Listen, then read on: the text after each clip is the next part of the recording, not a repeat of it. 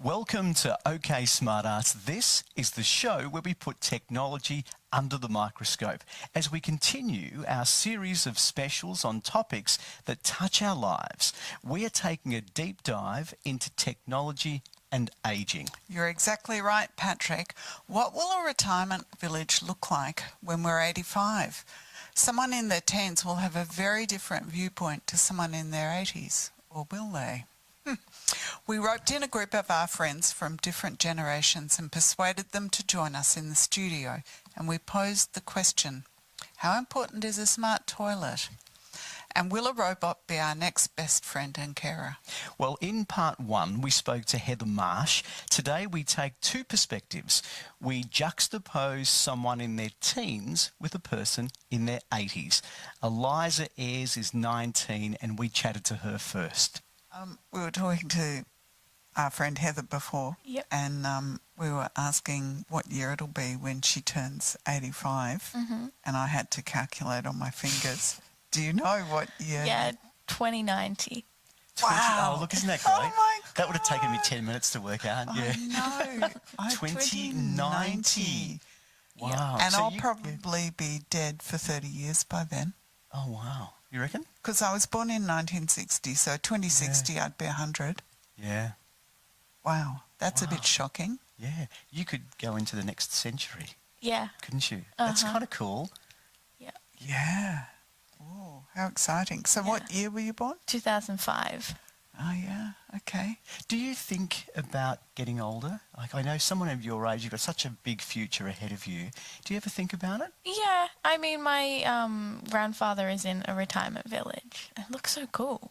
Oh, really? Tell us Yeah. about it. Tell us about Oh, it. he's got a pool. He's got his own little unit, so he still like has his own little house and things.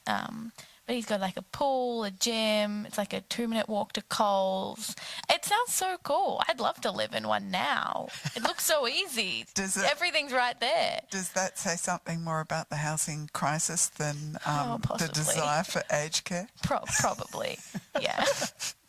Well, that's good. I like that you've got such a positive opinion of retirement villages because I don't want to go into one. I think for me, one of the things that I love the most, and I always talk about this when I do my Tai Chi class, and Eliza, I think you started with us at Tai Chi when you were about 16, perhaps? Yeah, I think about that. And in our book group, you were younger. I was 14. 14, she joined an adult book group. So that's pretty amazing stuff.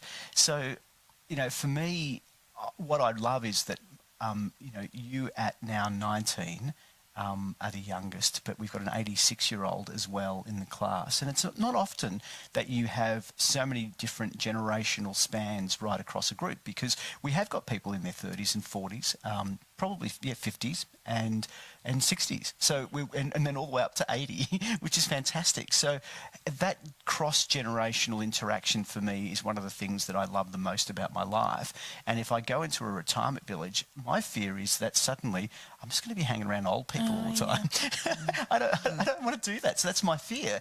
But I do see all the wonderful things that are there. And that for us, again, is one of the biggest things for me is that I can continue to do what I'm doing now when I get older because I don't want to let go of the things that I enjoy. So maybe if you think forward to obviously the ageing process. 2090, I think you said. 2090 is a long way away. Yeah. From your perspective, you're embracing technology. You're surrounded by technology. You've grown up with technology. What's your vision for the future technology in 2090? Oh, I've got, so many things could have happened. I was trying to think about it and I was thinking back, to maybe like the 1950s, which is sort of the same period of time away.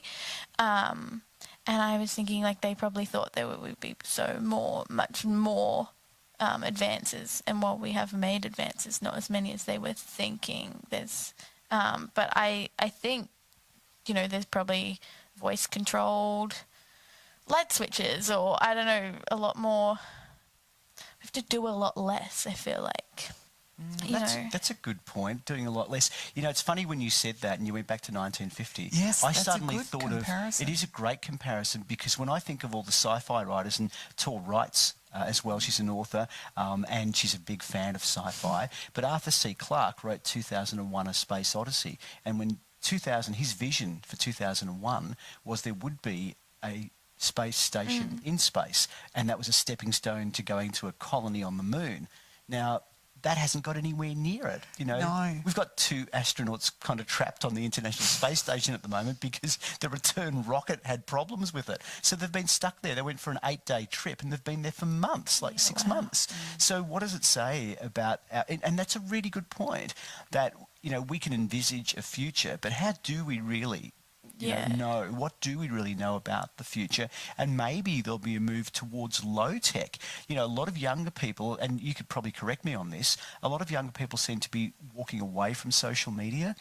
They don't want Facebook, they don't want Insta, they don't want to be connected all the time.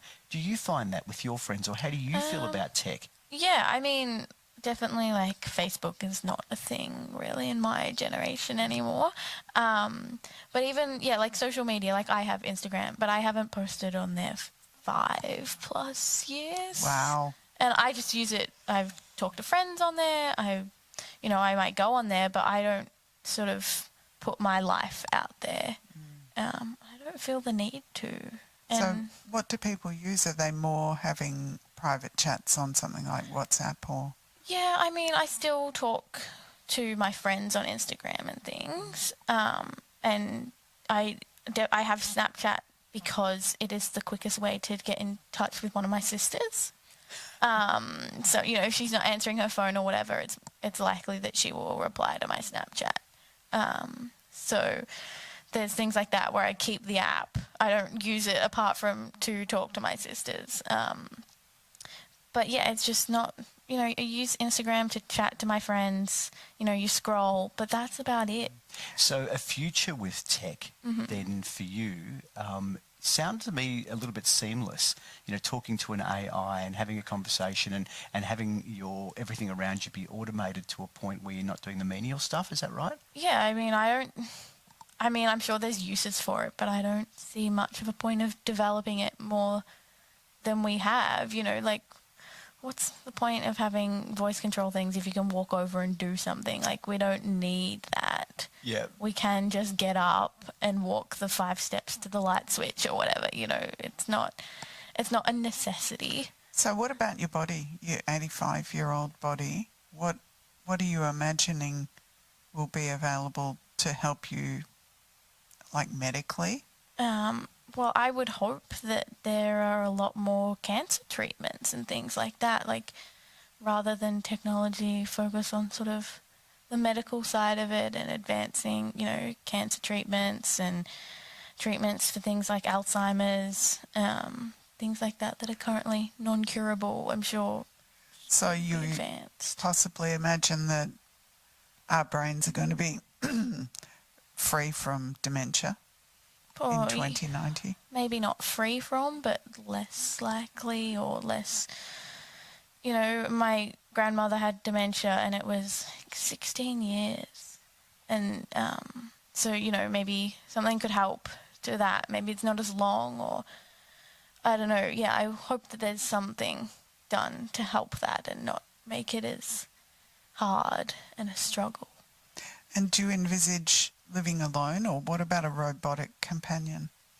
I would like an actual person companion rather than a robotic one. I mean, probably, if it's a lone or robot, I'd take the robot. But I think I would prefer an actual person rather than a robot carer. Yeah, I mean, they can be there all the time, which is handy, and probably do things that we couldn't do or have information that we don't have. But it's also, I think, there's a good thing about human connection rather than just a machine. What about like intimate care? So say you need to be toileted or showered. You still prefer a person to a robot? Probably. I mean, at this point, I'm just picturing the robot being like electric and the water not working with that. But yeah, probably.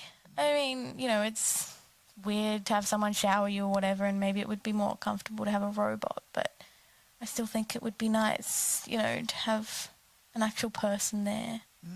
Maybe if the robot could warm its hands up, that would be nice. There's something about human contact, tactile human contact, that would be very difficult to replace. And, I've been playing around with the Copilot Microsoft AI companion, and the conversation is fluid, it's engaging, it's warm and interesting, and it is totally non-corporeal. There's no body, there's no physical presence, but it's still something there with you. So there is a presence of sorts, and if you've got smart speakers around your house, you effectively could move around, and it could move around with you. But human connection is something that's a really important part of our lives, and we don't want to lose that as we get older. So maybe we don't want to be displaced by technology too much. Maybe the sparkling future is going to be one where it just allows us to be more able to keep connected with people. Yeah, and I think there's definitely, sort of a middle ground there. We could use robots or robot technology, but I think we definitely still need that human connection. So yeah, maybe, the robots are on the night shift or whatever, so people don't have to do that anymore. But yeah, I think there's definitely sort of a middle ground to find. Yeah, that's a really good point. And what about the things that matter to you now that you want to continue doing in your 80s? Yeah, I mean, things like book club and Tai Chi are really important to me. Like, Tai Chi's that movement, and book club, again, it's that human connection, and it really allows me to read books that I don't normally pick up, and they're, often quite good, and, get the occasional one that's not great. But, yeah, I think that human connection, and even things like drama, I'm not sure if I would be still doing it, but I'd still love to somehow interact with that sort of theatre aspect of my life. Well, that sounds great. Yeah, I think that would be fun. And I don't think there's anything, well, there probably is something like that happening in retirement villages, but I haven't heard about it. Yeah. Eliza just played a starring role in Romeo and Juliet. Did you? A la Juliet. Yeah. Yeah, she was pretty good. It was an amateur performance, but I'll tell you what, they did a great job. So both Romeo and Juliet were pretty good at it. Pretty fun. And that'd be great to continue doing that. I think when we talk about medical intervention, and it's interesting that we have previously spoken about augmenting our body with technology, but what I loved about what you're talking about is using technology to keep us able and more ably bodied. So to use it for technology and research, and the ability for computers to process better now, we could be getting more tailor-made drugs. So, when you go for a prescription, you won't just get a drug X that Tor would get or that I would get, but you would get a drug that is tailored to your DNA, that your body will react better to, because we know there are some drugs people react to better than others. So having tailor-made drugs, and again, that's where technology could be employed. They're sort of doing that in a way at the moment. In Year 12 biology, we looked at this, and my grandfather was actually part of a trial sort of thing, where they can, for certain cancers, they'll take some of your cells, and they then ship them off, and your cells get genetically programmed to fight your specific cancer. And then they put them back into you, and those cells will then multiply, and they then know what cells to look out for and what cells to kill, so that cancer is then sort of gotten rid of, is the hope. So they're sort of getting there. Fantastic. With that sort of stuff. Yeah. So if you're right and cancer is resolved and at least dementia is shortened, what sort of length of life do you think would suit you? I would like to be 95 to get to the 22nd century. That's my goal. I want to see the 22nd century. After that, I'm not fussed. I think, as I get older and maybe see what my life is like, that would be sort of things that, I don't really need to be here anymore, or I would like to see this, or sort of thing. But the 22nd century is my goal at the moment, to get to 95, so I can see that. Because technically it's possible. Oh, yes. Sure. It's possible without Tech. Yeah. Yeah. And then, sort of once you're there, it's like, oh, 100's a good goal. And then, it sort of keeps going.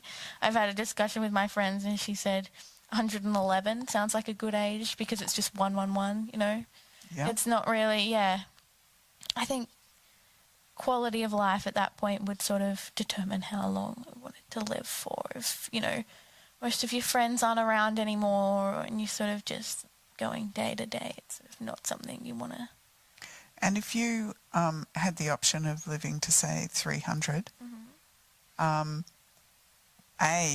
would you take it? And B, how would it change your planning about your life? I think, again, it sounds cool to take it, but is everyone else living to 100? 300? Like, if they're not, then I don't think I would take it because, then all your friends and your family aren't around anymore and you sort of got to start making friends again at 150 or something, But, yeah, I think I would take it if it was available to everyone. In regards to planning, I guess then you sort of... If that technology is available, then I'm guessing other technology like middle of life being 150 sort of is available, and we are sort of a lot healthier up until then. And it's sort of hard because at the moment, if you want to have kids, you're having them sort of hopefully, before 40-ish. But if you're living to 300, you wait a lot longer, and is that sort of technology available? So yeah, it would definitely affect planning when to do things, and I hope school doesn't go for any longer because that was long enough, to be honest. Oh yeah, good point. Yeah. That's great, Eliza. Look, thank you so much for coming onto the podcast at very late notice, I must say. So we really do appreciate it. It's great to have an insight, which didn't surprise me because I've known you for a long time, but it's lovely to get your insight into what a future might look like for us in general, but also specifically what you would see yourself doing in the future. I think you've got a big future ahead of you, and I hope that I'll get to see a lot of it before I shove off the morning foil. Yes, thanks very much. Okay, it was fun. Such a refreshing chat to Eliza, who at such a very young age has such a positive outlook when it comes to retirement living. I was really surprised about that. And now we dive into the coalface with our friend Ann Hardwick, who is a little closer to that magical 85 years of age. Can you tell us who you are? Because, and I don't want to assume that you're not working, even though I know you're a bit older than me. A bit. That's kind of you. Yes, please introduce yourself. Well, I'm Ann Hardwick, 83 years of age, and I am retired, but I don't find retirement boring because there's always something stimulating to do, like this morning.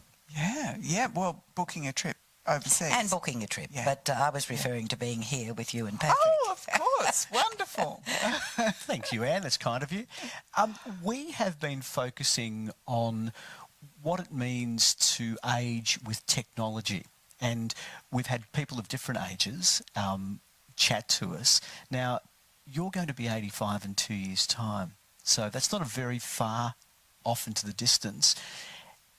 And you're fit. You get around okay, you drive, you look amazing. So where do you think in the next 2 years technology will be able to assist you looking forward to where you might be in a couple of years' time? Well, I would imagine that with the progress of technology, in 2 years there'll be huge changes, and hopefully they'll be to my advantage. I certainly think medically there's going to be a big improvement. And also just living in your home. There'll be a lot of things that can assist the elderly, I believe, in their home. How important is that for you to be able to stay where you are? Well, it's everything. I have no intention, unless I lose my mind, and there are certain diseases and situations where you can't avoid going into care, but I'm hoping to avoid that at all costs, and particularly with aids and support to keep me in my home. I'm just wondering what moves you've made to make it possible to stay in your home. Well, about 5 years ago, I had an accident and which seriously injured my shoulder and arm, and I made application at that time for an aged care package. I am on the lowest level, but that's been absolutely wonderful. I have the cleaning done, the gardening done, and guttering and all the things to maintain your home. So that's really supported me, and I have worked very hard on my arm, and I'm much more, able to use it now. But I have made those moves. I've reached out to government organisations which are there for people, and I've found support from them. And I guess technology hasn't really played a part there. That's more about services being provided. That is correct at this stage, because there's not a lot of technology that I'm aware of that would be of any assistance to me at this time. I'd like to see some of that come into play, and one of them would be safety features, which I think technology could help me with a lot. Yes, tell us how you imagine that, what you think would be good. Well, I don't live in fear, but it's a fact that home invasions are very common today, and I would like to be able to think, and it may already be available, I just haven't availed myself of it, but an advanced form of a swoop of your home before you enter the home, and an indication when you get to your front door, alarm, not an alarm by opening the door, but an alarm that tells you there is or has been a presence walking through your home, or there's still someone in there. And that, of course, would be like able to be used again when you're in the home. A total surveillance. I know you had an interest for many years in bidet toilets. I wondered if you could explain why you thought they would be useful for older people. Well, I have a bidet, a modern new one installed, and quite frankly, I don't know how people live without them. They have many advantages, one being the hygiene advantage, and with elderly people in a cooler climate, there's no need to shower your complete body every day, unless you're doing something manually, but there's a great need to keep that part of your body spotless. And I just find it, it's a big saving on toilet paper. One of the things that we've spoken about on the show is we envisage in the future that not only when you go to be cleaned, but you could have your self-analysed as well. So your urine sample could test to make sure that you've got all the right nutrients. This is not far off. This is actually here now, but whether it be incorporated into something like a bidet, that makes a lot of sense. So not only are you going, to the bathroom, but you're getting a health checkup at the same time. And these are one of the things that I'm looking forward to as I get older, to be able to constantly monitor my health. We have smart watches and smart devices that keep our heart rate and maybe detect for falls, but this could be a regular proactive way that we can, keep check of where we are health-wise.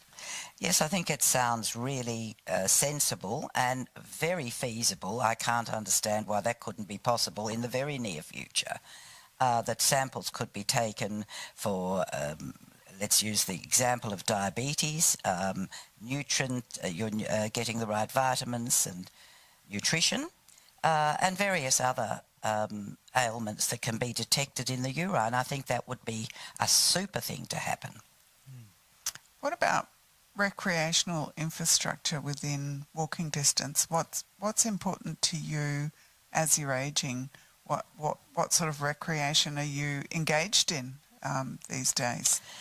Well, that's very much an individual's question, in the sense that I'm not a game player, in the sense that I don't go to gyms and things, but I exercise every day on my own, and that would be another form, I would imagine, where technology would help you in the home, motivate you, and perhaps even respond to, are you doing this correctly?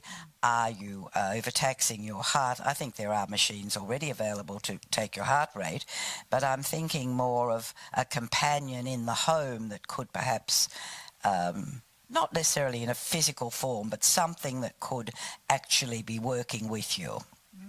Yeah. So could you see yourself in the very near future having an in-home personal assistant that was autonomous, conversational, that would be able to have a dialogue with you? So more than just home automation, but something that would be there first thing when you wake up to have the conversation, see how you're feeling, talk about your calendar for the day, something like a real assistant. Do you see that being something you'd like? I think that would be fabulous.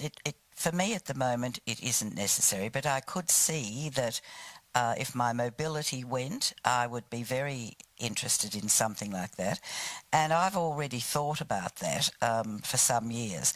I think it'll be wonderful when we have robots to assist us, and particularly for people who are lonely. I'm not one of those, but that doesn't mean it wouldn't have other uses for me, a robotic type of situation. Well, we know now that robot vacuum cleaners, robot, lawn mowers are there. I mean, every second household almost has a robot vacuum. I look at sci-fi and I think about there's this big drive at the moment to have a robotic assistant that looks like a human being. I guess it makes sense if it's navigating the human world that it mimics what a human being would do. So whether it's going upstairs, whether it's moving around.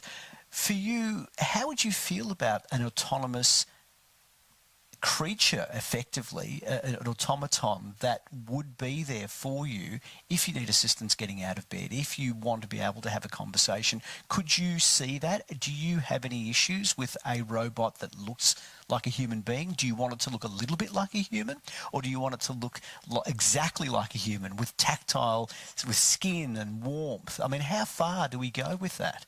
Well, I think it would be rather consoling if it did look human-like, because that's what we're used to. But it wouldn't worry me either way. But I think I'd prefer the human visual. And I think it's a wonderful idea. And if I was younger and I were coming into the world that it is going to be, I would rather like a life partner that looked like that. I've discussed this with another one of my girlfriends. Yeah. And we'd said, we were driving to Bermagui recently, and we were giggling and laughing, but we said, wouldn't it be fabulous if we had two men in the back, but not real men? So I'm very open to it. Oh, that's great. Yeah, I think it's very likely to happen. Well, I really think we can have the best of both worlds then, because humans, we're not exactly the nicest species on the planet. And if we could take the best of what we've got and put it into another form, I think we could get the perfect setup. And assuming that you live well into your 90s and maybe you're going to live to 100 or beyond, what's important to you? What are you doing in your life now that you would be vital to have continue? That would be looking after my health. That is the most important thing. Without health, we all know you've got nothing. So yes, I've cut down on the martinis, which is terribly sad, but I've had to. And yes, and I've always been very good with my diet, so that's been a big thing. And I try to exercise in a light form every day. My health is everything. So in terms of medical breakthroughs, is there anything technologically that that you're hoping happens soon? I mean, I used to joke and say that I want new hands, because I have a bit of wrist pain. Is there anything you think, well, I hope that happens in the next 10 years because I'll have it?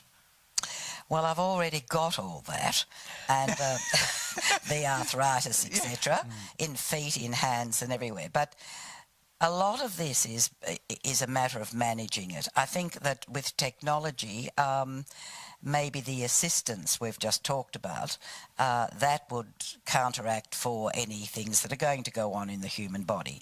I mean, that's far-fetched, and I know it's quite possible, and you're not wrong, feasible that we could have limbs replaced, but that's, I think, a little further down the track. I think the first thing is to advance technology so that the medical profession can put their finger on what's wrong with you a lot sooner before they do. Good point. Yeah. And that could be part and parcel with the autonomous home, whether it's the bidet, but you may have a mirror that scans your body and checks for any blemishes, anything on your skin, Yes. those sorts of things. The technology is really close, and I think Yes. incorporating it into daily living. We do have smart mirrors.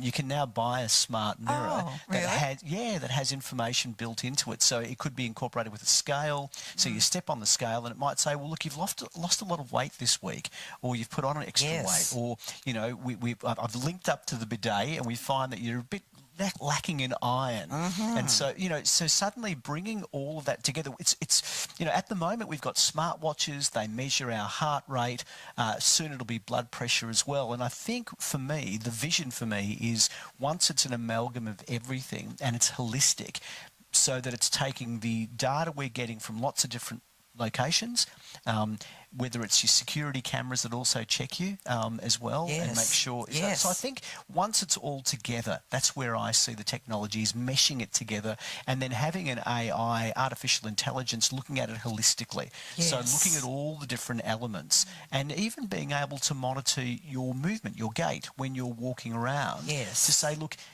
you seem like you're wobbling around a little bit. Maybe we need to look at your balance, you know, things like that, to do the preventative stuff that you mentioned earlier. It's detecting, early detection is what I think you're saying, isn't it, really? And I think that's fantastic, and technology can definitely fill that void, because that's what's wrong today. People are too advanced with a lot of their complaints before they're diagnosed. So with this technology that we're all talking about this morning, I think that's a wonderful future. Yeah. I think that's a good point. And can I just, it's interesting, we've had many discussions in relation to your use of technology. So as friends, we've had those chats, we've looked at phones, we've helped, you know, we've gone through and set up a few phones. I'm always impressed that you don't have what I see is sometimes a barrier that people have to technology. You seem to be quite embracing of technology. How important is that for people as they get older, do you think, to be able to embrace rather than be fearful of technology? Well, you've just used the word I was going to answer you with, and that's fear. Yeah. Most people are fearful. I mean, I'm not that good at it, but I don't have a fear with it. I could go further if I allowed myself, but I sort of say, well, I know enough and that'll get me through. But it's that old slogan, follow the prompts. Don't be fearful, because it's really nothing. When you look at it all, it's sort of so straightforward. So I think that's the word that you used, fear. People are fearful, and they need to drop that barrier, fear, and move on and just go with it. Because it's going to assist us all enormously, and is already, of course. Technology, not fear. And I can't thank you enough for being part of our special on ageing and technology, because I guess, I don't know about you, Tor, we're not too far off of the same age, but I look at you as someone to aspire to. Yeah, me too. Who See you walking down the street and you're always like... And I think it's wonderful, because we've spoken to young people, we've spoken to people in their mid-years, but to have somebody who is very active and mentally active at your age as well. So thank you so much for being part of this conversation. I think it's really important to get a broad range of viewpoints, and you're bringing a wonderful viewpoint. Well, thank you very much, Tor and Patrick. I admire you both very much, and thank you for asking me this morning. Mutual admiration. Yes, it's all there. You've been listening to OK Smartass, the podcast brought to you by a nerd and a smartass. I'm Patrick Bonello, and you can contact us by visiting our website at oksmartass.com or email nerds@oksmartass.com. I'm Tor Roxburgh, and if you're a lover of speculative fiction, you can check out my writing at my website at torroxburgh.com. We'll see you again soon. If you'd like to help the show, please tell a friend about it. And watch out for our next special episode. Thanks for listening and for getting in touch. If you like what we do, make sure to hit the subscribe button, review the show online, and, of course, share with your friends.